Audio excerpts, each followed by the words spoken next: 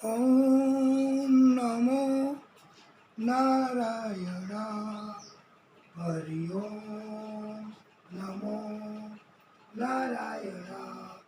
हे भागवत स्वरूप भगवान, हे श्रीनाथ जी बाबा, हे विष्णु परमात्मा, हे दादा, हे प्रभु, अपनी कृपा जो से दादा, हे नारायण भगवान। એવું શ્રી નારાયણનું નામ અમને પ્રાણ પ્યારું છે, અમને પ્રાણ પ્યારું છે, અમને અતિશય વાલું છે। એવું શ્રી નારાયણનું નામ અમને प्राण प्यारू छे। बोलिए भागवत स्वरूप भगवान की, विष्णु परमात्मा श्री हरि की।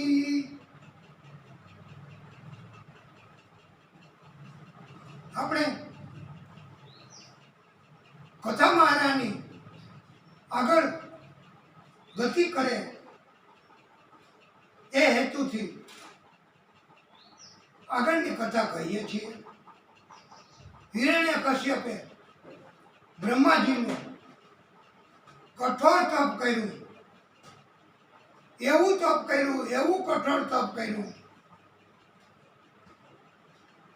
અને બ્રહ્માજી અંતે પ્રસન્ન થયા છે।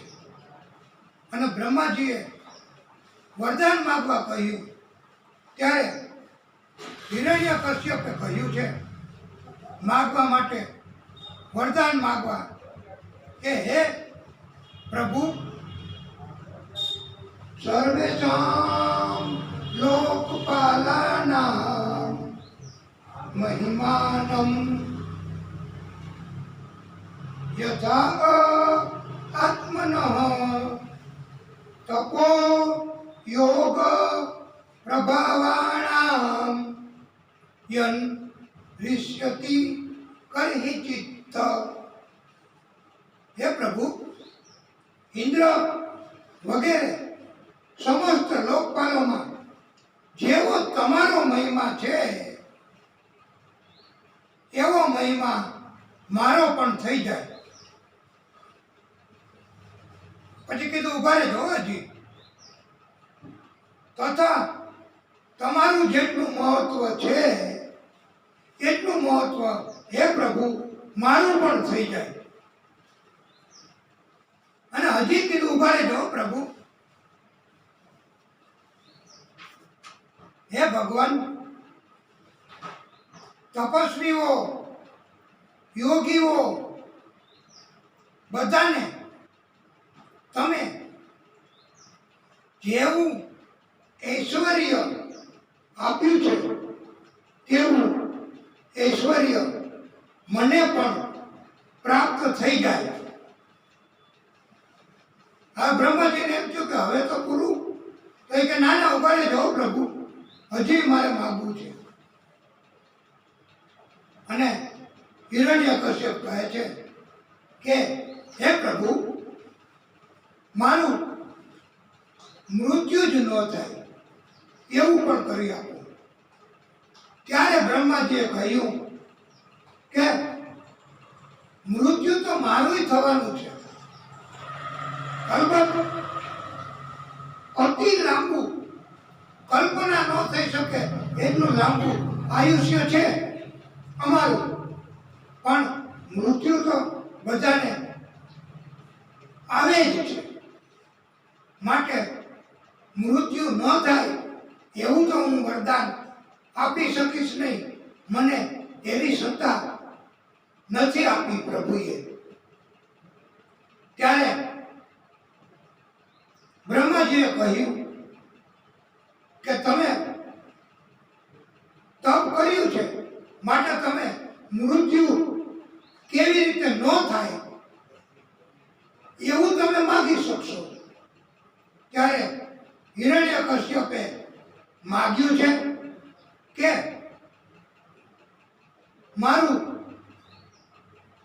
દિવસના નહીં રાત્રે નહીં, 12 મહિનામાંથી એકેય મહિનામાં નહીં, તમારા ઉત્પન્ન કરેલા કોઈ જીવ, આત્મા કે કોઈ પશુ એનાથી નહીં, મનુષ્યથી નહીં, કોઈ પ્રકારના શસ્ત્ર અસ્ત્ર એનાથી નહીં, ઘરમાં નહીં, બહારે નહીં, પૃથ્વી ઉપર નહીં, આકાશમાં કે પાતાળમાં નહીં, કોઈ રીતે મારું મૃત્યુ ન થાય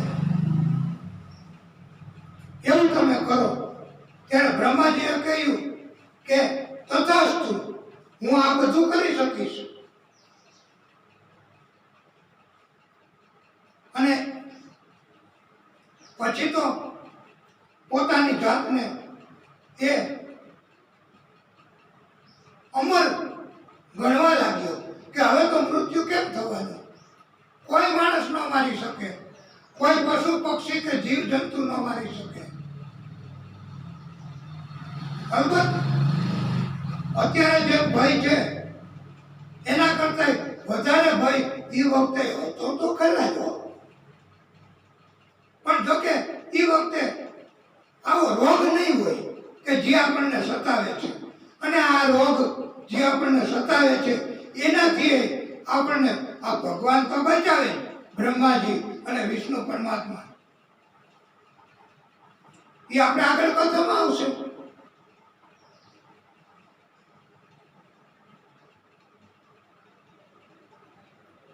હિરણ્યકશ્યપે પોતે જ ભગવાન છે એવું બધાએ માનવું,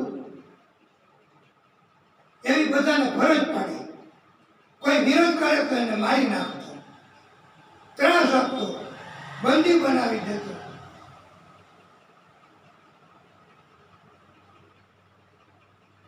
આથી કોઈ એનો વિરોધ કરતા નહીં. બધા એને જ ભગવાન માનવા માંડતા, એને જ બધા ભગવાન કહેતા. અને કોઈ જય બોલાવે તો એની જ જય બોલાવતા, આપણે નથી બોલાવવી.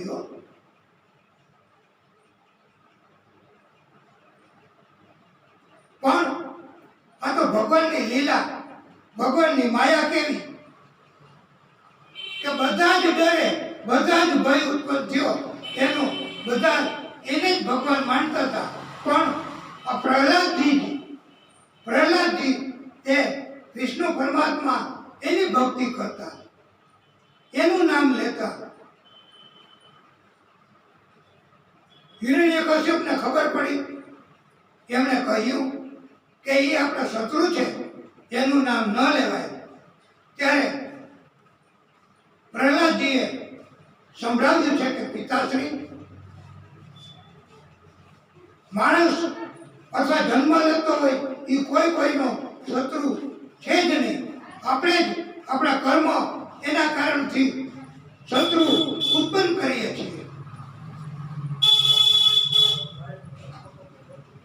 અને આ વિષ્ણુ ભગવાન એ તો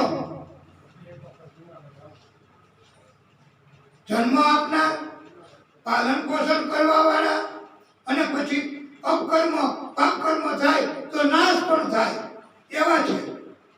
માટે એ કરુણાના કરવા વાળા છે, એમની ભક્તિ તમે કરો.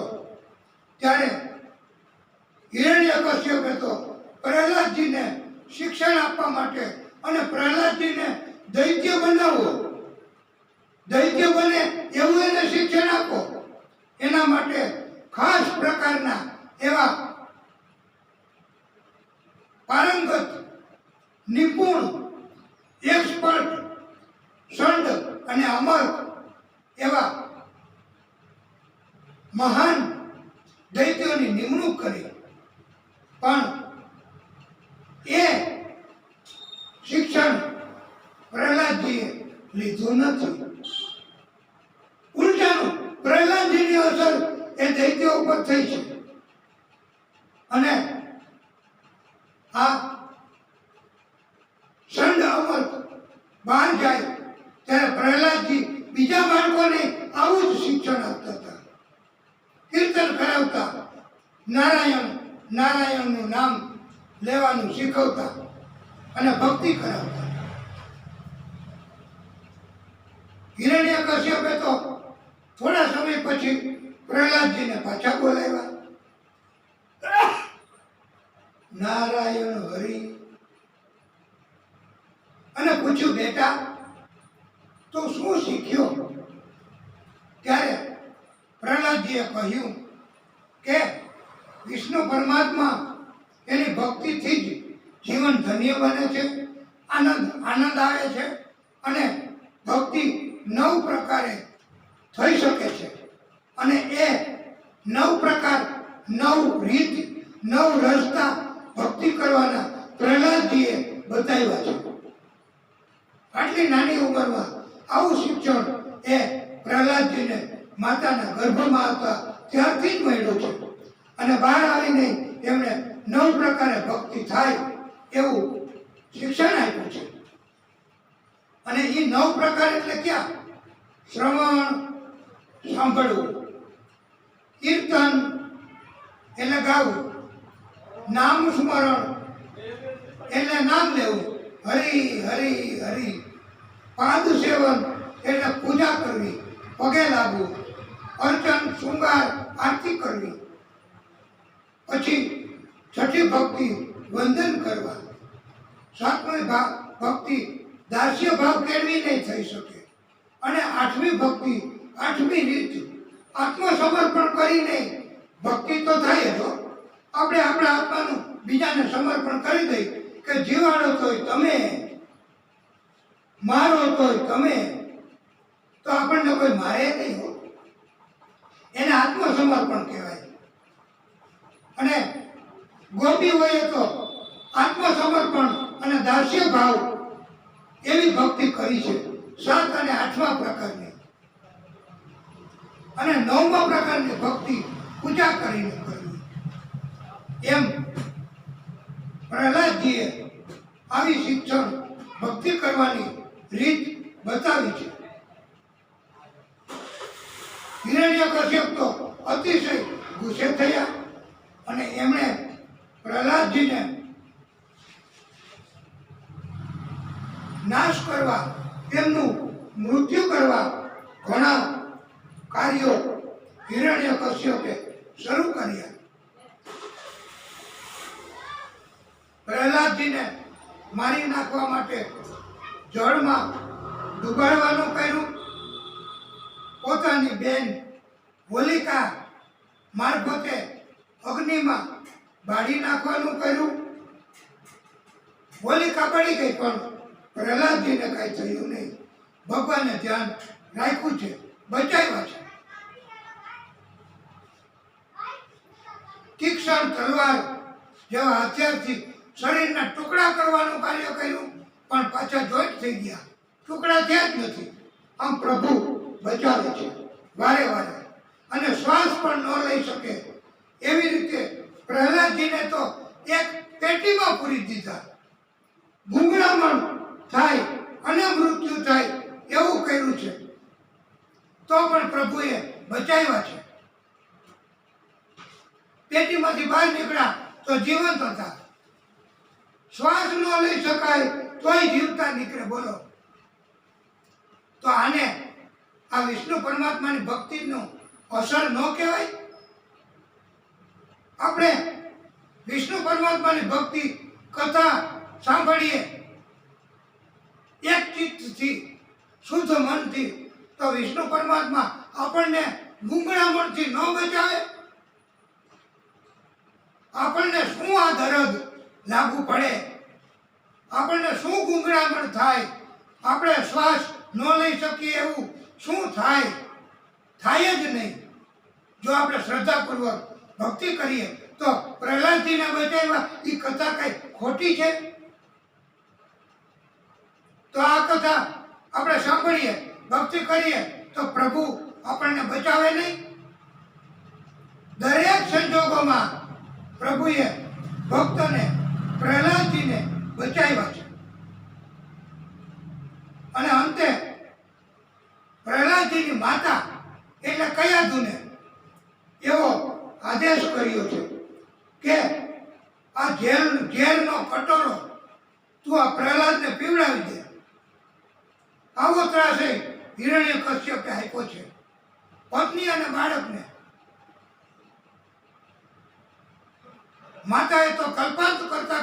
કહ્યું કે મારાથી તને મારી નાખવાનું, ઝેર પીવડાવવાનું કેમ આવું કાર્ય થાય? ત્યારે પ્રહલાદજીએ માતાને પણ ઉત્તમ બોધ આપ્યો છે અને કહ્યું છે કે હે માતા, મારું મૃત્યુ તમારાથી થવાનું ભાગ્યમાં લખેલું હશે તો મારું મૃત્યુ તમારાથી થશે જ, અને મારું મૃત્યુ તમારાથી થવાનું મારા ભાગ્યમાં નહીં લખ્યું હોય તો મારું મૃત્યુ તમારાથી નહીં થાય. તમે ઝેર મને આપો અને હું પી જાઉં, મારું મૃત્યુ ઝેરથી નહીં થવાનું હોય તો નહીં જ થાય. આમ પ્રહલાદજીએ માતાને પણ હિંમત આપી, બોધ આપ્યો. ઝેરનો પટોરો લઈ અને પ્રહલાદજી શ્રી હરિ વિષ્ણુ પરમાત્માનું સ્મરણ કરતા કરતા એ તો ગટગટાવી ગયા, પી ગયા, પાન કરી ગયા. એમનું મૃત્યુ ન થયું. આવી દિવ્ય કથા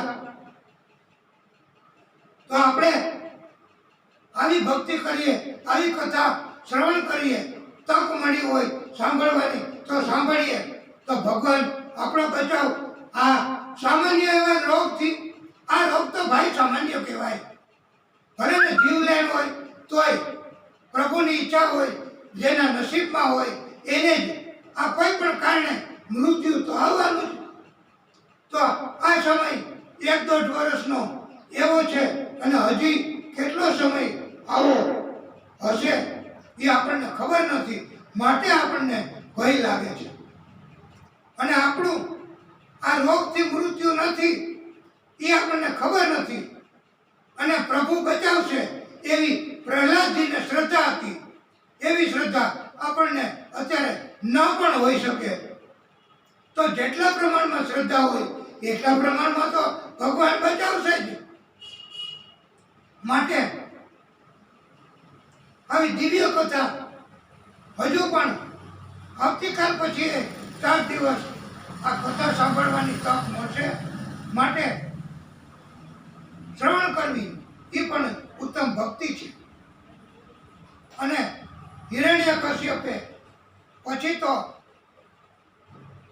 બળવાન હાથી એના પગે પણ કચડાવવાનું કર્યું, છતાંય પ્રહલાદજીને કાંઈ થયું નથી. જળ, પાણી, અગ્નિ, વાયુ એ તત્વો આ ભક્તને અસર કરતા નથી, અને એટલે જ ભક્તનો બચાવ થાય છે. અને પ્રભુ કૃપા કરે એટલે ભક્તનો બચાવ તો થાય જ છે. આમ હવે હિરણ્યકશ્યપ તો કંટાળ્યો, એ તો થાક્યો. એને બધાની સલાહ લઈ અંતિમ ઉપાય શું કરવો, આ પ્રહલાદનું મૃત્યુ કરવા એવું કર્યું. અને કહેવામાં આવે છે કે એક લોઢાનો થાંભલો એને બહુ અગ્નિ આપી, એવો તપાવ્યો, એવો તપાવ્યો, એવો તપાવ્યો કે દૂરથી જ એની અગ્નિ લાગે અને દૂરથી જ અગ્નિની અસર થાય અને મૃત્યુ થઈ જાય. આવો સ્તંભ લોખંડનો તપાવ્યો. અને પ્રભુ એમ કહેવાય છે કે પ્રહલાદજીને થોડો સંકોચ થયો. હિરણ્યકશ્યપે પૂછ્યું કે આમાં તમારા ભગવાન છે? તો પ્રહલાદજીએ પૂછ્યું કે પિતાશ્રી, મારા ભગવાન ક્યાં નથી એ મને પૂછો, ક્યાં છે એમ નહીં. મારા પ્રભુ કણ કણમાં છે, દરેક જગ્યાએ છે. લોખંડના થાંભલામાં છે એ કે હા છે. તો હિરણ્યકશ્યપે કહ્યું કે તારા ભગવાનને તું બેઠી તો પાડ. તો પ્રહલાદજી થાંભલા તરફ જાય છે. થોડોક સંકોચ થયો તો પ્રભુને ખ્યાલ આવી ગયો કે ભક્ત ને સંકોચ થાય છે, થોડો, ત્યારે પ્રહલાદજીને દર્શન દેવા ભગવાન વિષ્ણુ પરમાત્માએ લાલ કીડીઓ સ્વરૂપે પ્રાગટ્ય કર્યું છે થાંભલામાં. અને પ્રહલાદજીને લાલ કીડીઓ દેખાડી એટલે સમજ આવી કે થાંભલો બહુ શીતળ છે. જરા કે જો તપારો હોય તો ત્યાં લાલ કીડીઓ નથી હોતી. પ્રહલાદજી તો પછી નિશ્ચિતપણે સંકોચ વગર એ થાંભલાને ભેટ્યા છે.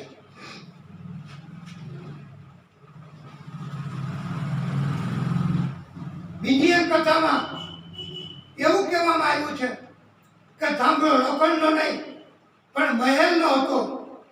એને હિરણ્યકશ્યપે ગદા મારી મારી અને તોડી નાખ્યો કે આ થાંભલામાં તારા ભગવાન છે ને એને હું મારી નાખું છું. એ થાંભલા મહેલનો થાંભલો હતો. એને પણ મજબૂત એવા સ્તંભને ગદા મારી મારી અને તોડવાનું, અને એમાં એના પ્રભુઓ છે એટલે એને મૃત્યુ કરવું હિરણ્યકશ્યપે આવો પ્રયત્ન કરી લીધો છે.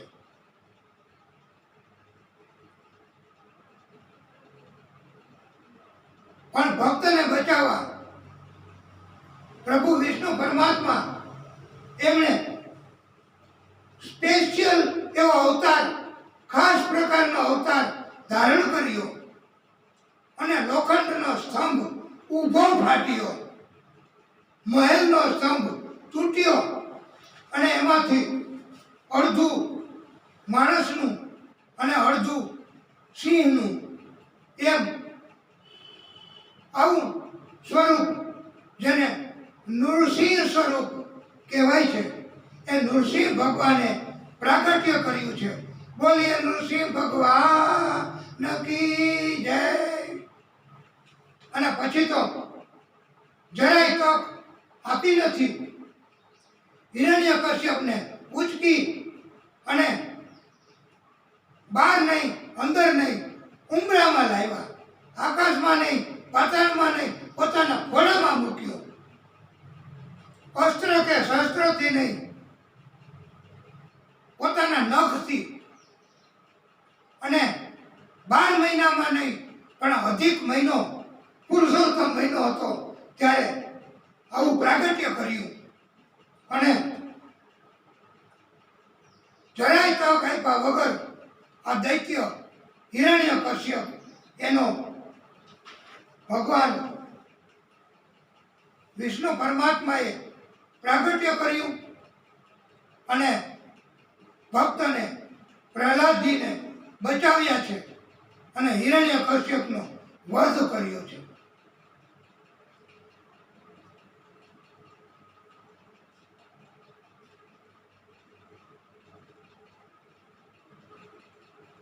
આવી રીતે ભાગવતકારો કહે છે કે ભક્તો કે લીએ हे प्रभु आपने भक्तों के लिए आपने क्या क्या नहीं किया. प्रहलाद को बचाने खंबे में आ गए.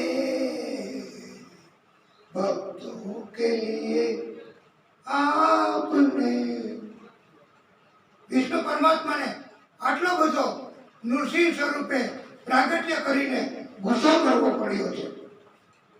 હવે એમને શાંત કેમ કરવા? ત્યારે ઘણાએ કહ્યું કે લક્ષ્મી માતા એમને બોલાવો, પ્રભુના પત્ની છે, તો એ આવશે એટલે પ્રભુ શાંત થઈ જશે. તો એ આવ્યા તોય એમને મૂર્છા આવી ગઈ પત્નીને, પણ પ્રભુ શાંત થયા નથી. વિષ્ણુ પરમાત્મા પાસે ગયા કે આવો, આદ્ય શક્તિ પાસે ગયા કે કંઈક ઉપાય કરો. ત્યારે એવી પ્રેરણા થઈ કે જેનો બચાવ કરવા આવ્યા છે, જેના ઉપર દયા રાખી છે, એ પ્રહલાદજીને જ મોકલો. એને પ્રહલાદજીને મોકલ્યા. પ્રહલાદજી નૃસિંહ ભગવાન એમની પાસે ગયા, એમના ખોળામાં બેઠા. નૃસિંહ ભગવાન શાંત પડ્યા. પ્રહલાદજીની ઉપર પ્રેમ જાગ્યો અને પ્રેમ જાગે એટલે ગુસ્સો જાય. પ્રેમથી પ્રહલાદજીને ચાટવા માંડ્યા જીભથી. આવી રીતે આટલા બધા પ્રભુ શાંત થઈ ગયા છે એ ભક્ત માટે. આટલા બધા ગુસ્સે થયા એ ભક્ત માટે. ભક્ત માટે ભગવાન બધું જ કરે છે. અને સ્પેશિયલ સંજોગો કર્યા હતા. બ્રહ્માજીનું વરદાન એનું પાલન થાય અને આવો રસ્તો કાઢ્યો. નૃસિંહ ભગવાન તરીકે નૃસિંહ સ્વરૂપે પ્રાગટ્ય કર્યું. અને એનાથી પછી તો નૃસિંહ ભગવાને કહ્યું પ્રહલાદજીને કે તમે માગો વરદાન. ત્યારે પ્રહલાદજીએ કહ્યું કે મારે કઈ વરદાન નથી માંગવું. ભક્તિ કરી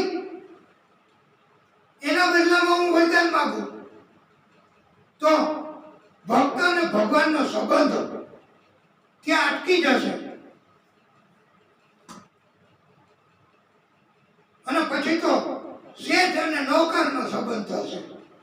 જેમ નોકરી કરીએ એટલે મહિના પછી પગાર લેવાનો, તો એ શેઠ અને નોકરનો સંબંધ. એમ ભક્તિ કરીને હું વરદાન માગીશ તો શેઠ અને નોકરનો સંબંધ થશે. માટે ભક્ત અને ભગવાનનો સંબંધ નહીં થાય. આજે પ્રહલાદજીએ ચોખ્ખી ના પાડી છે, કાંઈ જોતું નથી, કાંઈ માગવું નથી. ત્યારે વિષ્ણુ પરમાત્મા શ્રી હરિ નૃસિંહ સ્વરૂપે પ્રગટ્યા. એમણે પ્રહલાદજીને કહ્યું કે મારું માન રાખવા તમે કાંઈક તો માગો. તો કેટલી બધી સમજણ છે આ બાળકમાં. તો એમ કરો કે પ્રભુ તમારું માન રાખવા હું માગું. તો ભગવાનને એમ થયું, નૃસિંહ ભગવાનને, કે હવે તો માગશે, મારું માન રાખવા તો માગશે એટલે મારે એનું ઋણ ચૂકવાઈ જશે. તો પ્રભુને એમ થયું કે હવે બસ, હવે આ બાળક છતરાઈ ગયા. ત્યારે પ્રહલાદજીએ કીધું કે તમે એવી કૃપા કરો, એવું વરદાન મને આપો કે મારા હૃદયમાં, મારી અંદર કાંઈ કામના માગવાની જાગે જ નહીં, કાંઈ ઈચ્છા જ ન થાય, કાંઈ સંકલ્પ જ ન જાગે માગવા માટેનો. એવું તમે કરી દો બસ. એટલે ભગવાન એમ છે કે આ તો વધારે તકલીફમાં મૂકી દીધા, કાંઈ માગતા નથી અને કાંઈ માગ્યું જ નહીં, અને મારે હવે એવી કૃપા કરવી પડશે. એટલે પ્રહલાદજીએ કાંઈ માગ્યું નહીં. છતાં એમના પિતા એવા દૈત્ય હતા, હિરણ્યકશ્યપ, એમને પણ ભગવાને આ પુત્રના તપના કારણથી એમને પણ પોતાનું ધામ આપ્યું છે. એમ કહેવાય છે કે એક જ જો સંતાન આવો તપસ્વી બને, તપ કરે, નીતિ નિયમનું પાલન કરે, સત્યના રસ્તે ચાલે, ઈમાનદારી રાખે, કુલ કપટને છોડે, પ્રમાણિકતા, શુદ્ધ મન રાખે, તો એની ભક્તિથી, એના કારણથી 7 પેઢી તરી જાય હો. 21 પેઢી, 7 નહીં, 21 પેઢી. એટલે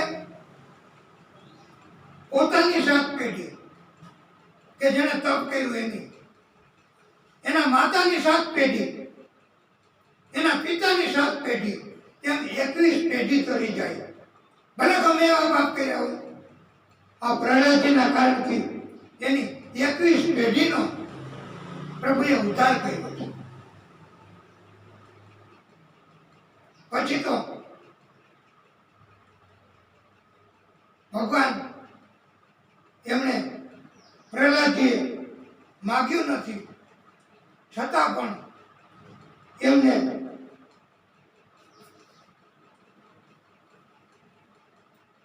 કરી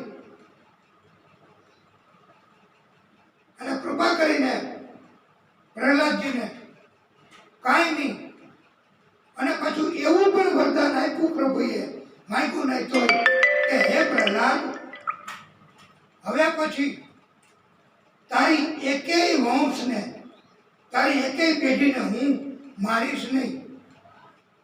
એવું વરદાન આપ્યું છે, અભય વરદાન, અભય વચન આપ્યું છે પ્રભુએ.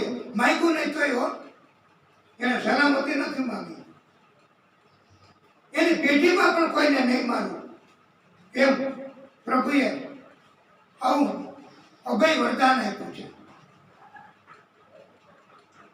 અને એમ કહેવામાં આવ્યું છે કે આપણે યુવાન છીએ, હવે ભક્તિ નહીં કરીએ, આ વર્ષે કથા નહીં સંભળાય તો આવતા વર્ષે નહીં સંભળાય તો 5 વર્ષ પછી, 5 વર્ષ પછી નહીં સંભળાય તો આમ કરતા કરતા ભાઈ ભાગવતકારો કહે છે કે વૃદ્ધત્વ આવી જશે, પછી શરીરમાં શક્તિ નહીં રહે, ભક્તિ શું કરવાના?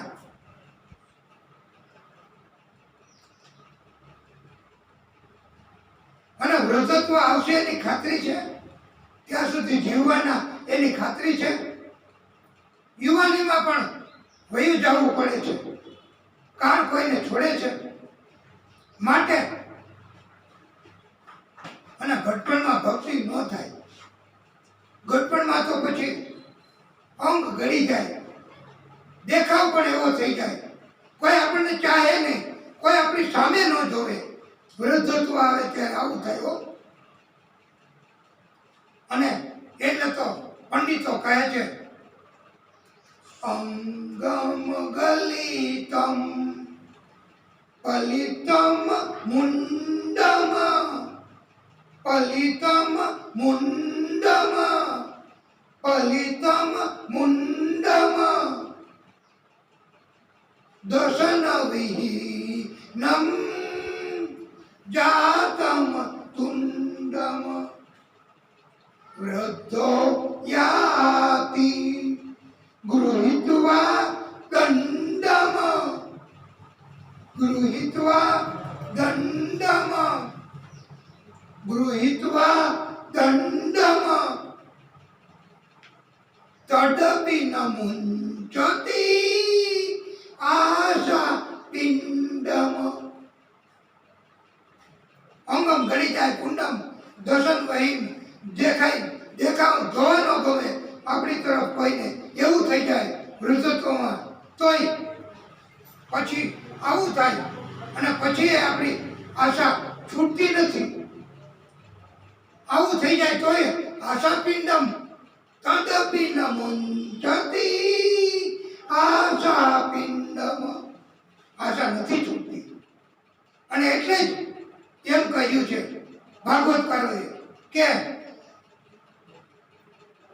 હે મૂર્ખ, હે અલ્પ બુદ્ધિ વાળા, હે મનુષ્ય આત્મા, હે મનુષ્ય જીવ, ભજ ગોવિંદમ, ભજ ગોવિંદમ, ભજ ગોવિંદમ, ગોવિંદમ ભજ મૂંઢમ તે. એટલે હે આત્મા, હે મનુષ્ય જીવ, તું ગોવિંદને ભજી લે. ગોવિંદ એટલે પ્રભુ, ગોવિંદ એટલે ઈશ્વર, ગોવિંદ એટલે પરમાત્મા. એમનું ભજન કરી લે અને તો જ આમાંથી મુક્તિ મળશે. અને એમ પણ કહ્યું છે ઓમ નમો ભગવતે વાસુદેવાય, વાસુદેવાય, વાસુદેવાય, વાસુદેવાય, હરિ વાસુદેવાય. આમ ઉત્તમ પ્રકારનો બોધ ભાગવતકારોએ આ કથાના માધ્યમથી આપ્યો છે. અને પ્રભુની ભક્તિ એના કારણથી પ્રભુ કૃપા કરે તો જીવન ધન્ય બને છે. કલિયુગની અસર થતી નથી. પાણીની સ્પર્શ કે અસર નથી થતી, એમ ભક્તિ કરવાથી, ઉત્તમ ભક્તિ કરવાથી, શ્રદ્ધા રાખવાથી, કથા સાંભળવાથી કળિયુગની અસરમાંથી મુક્તિ મળે છે. માયાની અસરમાંથી, માયાના ત્રાસમાંથી મુક્તિ મળે છે. કારણ કે માયા તો પ્રભુની દાસી છે. તમે નારાયણ પ્રભુની ભક્તિ કરો તો માયા ક્યાંથી સતાવે? અને જગતમાં તો માયા છે. જગતમાં રહેશો તો માયા સતાવશે, ભક્તિ કરશો તો માયા નહીં સતાવે. અને કળિયુગની અસરમાંથી પણ મુક્તિ મળશે. અને પ્રભુ ક્યારેય કોઈનું અહિત નથી કરતા. પોતે જ આપણે આપણા કર્મો કરી અને આપણા એવા દુષ્કર્મો, એવા પાપ કર્મો, એના કારણે આપણું અહિત થાય એવું કરીએ છીએ. એ અહિત અત્યારે પણ થાય, તાત્કાલિક થાય અને ભવિષ્યમાં થાય. માટે આપણે તાત્કાલિક જાગ્યા ત્યાંથી સવાર પ્રભુની ભક્તિમાં પડી જવું. અને જો દુઃખી થાય તો ભાગવતકારો કહે છે, સંતો કહે છે કે અમે એની ખાતરી આપીએ છીએ કે ભક્તિ કરવાથી કોઈ તકલીફ, ત્રાસ નહીં આવે. એવી સંતો ખાતરી આપે છે, એવી ભક્તો ખાતરી આપે છે. અને એટલા માટે આવી દિવ્ય કથાઓ કહેવામાં આવે છે. દિવ્ય કથાઓનું, આ ભાગવત કથાનું આયોજન કરવામાં આવે છે. અને હવે તો આપણે શ્રદ્ધા રાખવી અને એના કારણથી આપણે જો સત્કર્મો તરફ જઈશું, સત્કર્મો તરફ વળીશું તો આપણી ઉપર ક્યારેય અભિમાન નહીં આવે, ગુસ્સો નહીં જાગે, શુદ્ધ મન અને હૃદય શુદ્ધ બનશે, નિર્દોષતા આવશે. અને